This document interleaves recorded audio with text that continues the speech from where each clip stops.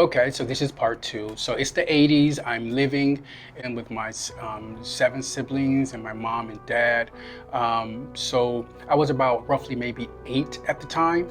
And my mom and dad would take us to church. That's the only thing that really kind of, I think, saved us and kept us going. So there was a baptism. Sometimes the churches, they do baptisms, and there was a baptism with one of my siblings, which was my brother. My brother, who was my older brother at the time, he got away. He was 9. He got away. He went with some other, one of the kids from the church. They got on the boat. The boat flipped over, and they both drowned. I think a couple of days later, it showed up. It found him. He had drowned.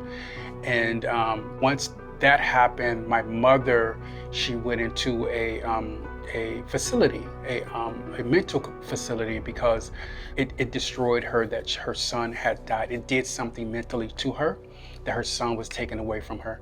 And from that time until she died, which was a year and a half ago she died, she had never, ever been the same. I mean, I say ever, like it, I was telling my friends, I know I grew up without a mom. So I remember vividly watching the decline of my mom, and mentally, and then her getting into drugs, crack, cocaine, alcohol, anything you can possibly name. She got into that because she wasn't herself. Remember, there was a lady who had gone to church and took us to church, all 8 of us, 3 days a week.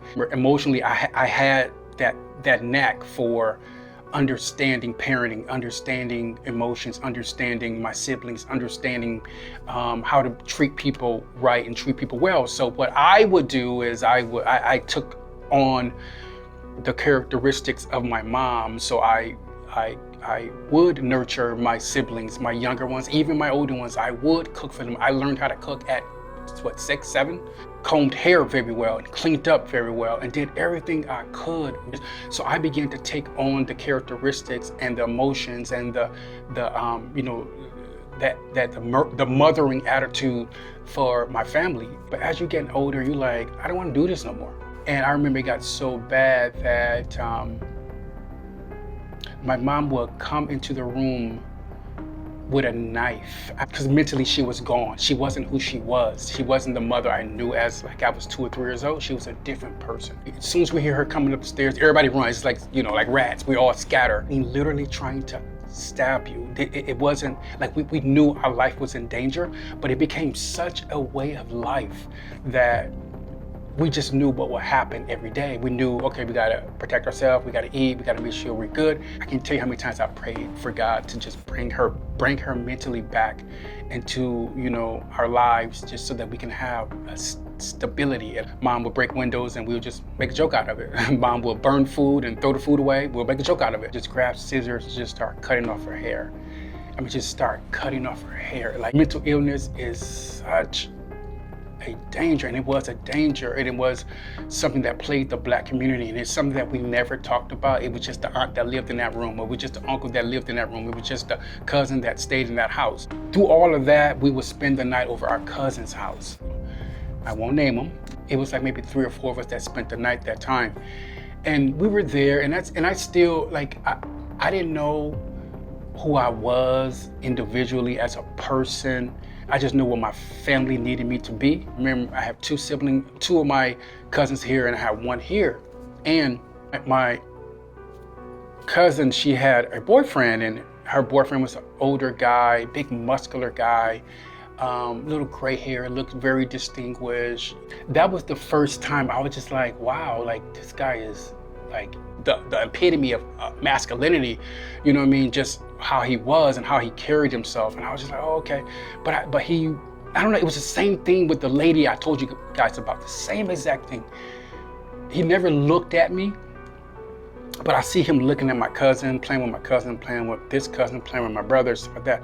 But he never, ever looked at me. And never, he maybe said maybe 1 word out of the years and years that I knew him. Hey, little fella, or hey, whatever. I don't know, it was just something off. When I tell you something was off, I have this intuition, this emotional intelligence. I don't know where I get it from. I just know I have it. So two cousins here, one cousin here. So I'm sleeping, and sometimes you are in that, you're not really in your REM sleep. You're in, in that beta, that second layer of sleep, and I'm not fully asleep, and I hear the door creep open. This grown ass man comes in, and he opens the door, and I immediately close my eyes, and I shut them tight, like so tight that I just felt the energy, the aura, the dominance coming into the room. And so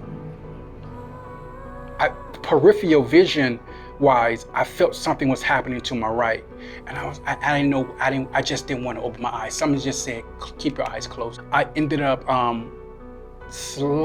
just slightly opening my right eye, and I just kind of looked. I saw this grown ass man touching them, and I didn't know what to make of it. I just did not. It was just like, here we go again. And it took me back to the lady.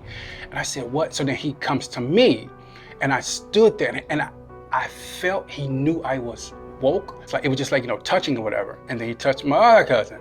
And I was just like, and they were asleep. And then he closes the door and goes out. And then I stayed with my eyes closed for about at least 10 minutes after he was gone. Even though I know he was gone, I didn't want to face what was ahead.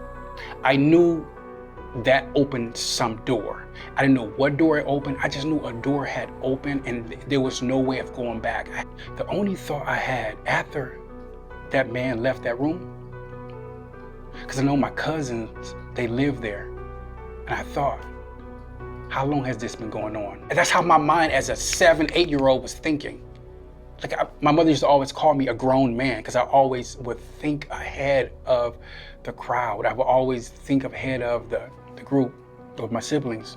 I didn't even know what violation means, so I didn't feel violated. I just felt like that's how it's supposed to be. Like that is what's supposed to happen at a sleepover. Like that's just a part of growing up. That's just a part of life. That's, I think I blocked it out just like I blocked out the lady. I knew my cousin knew it was happening. She had to know. How could you not know? Because a part of me was like, as bad as it was, I felt like somebody cared. I know it's sick, but that's how I felt as a kid at that time. 3 years later, he came a little closer, just a little bit closer. And I felt the nudging, I felt the slowly moving closer. He was just like, so, you went to girls? I was like, and then he said, I want to show you something. And that's